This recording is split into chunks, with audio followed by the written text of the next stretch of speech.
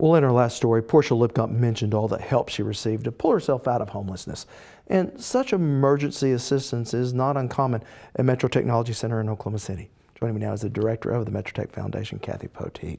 Well, I'm certainly impressed with Ms. Lippincot's story, but there's very similar stories all across the board when it comes to the MetroTech Foundation. Yes, there really is. Our district is made up, the urban core of Oklahoma City, and so there is a lot of poverty in that area. But we do serve high school students and adults.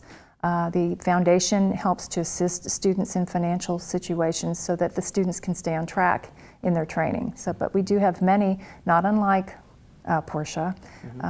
Hers is probably more unique, but certainly lots of different types of situations. Yeah, and what type of help are we talking about? The foundation helps in a number of ways. We have certification, tools and uniforms, student emergency assistance, and we also have scholarships where it's merit-based. So really kind of the dire of all of those are the emergencies.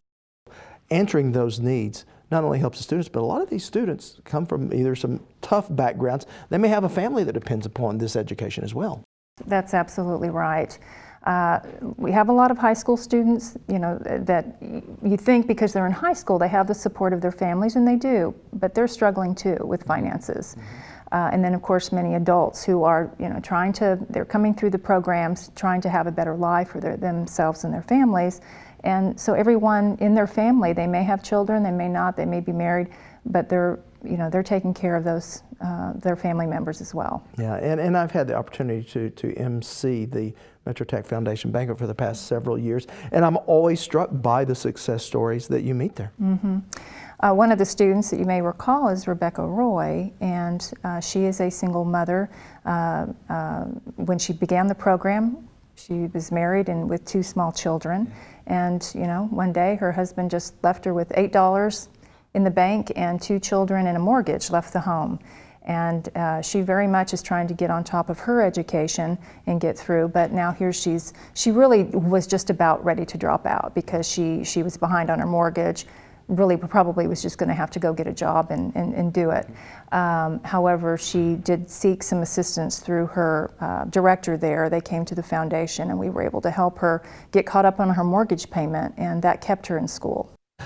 And some of these awards you give to the students, they may seem small, but they're really big in their lives. They really are. When we were talking about emergency assistance, some of that is even just gas for their car to get to school, because if they don't have gas, they can't get to the campus. It results in a tardy or an absence, and those add up, and they can be, expelled just like, students in high school or college.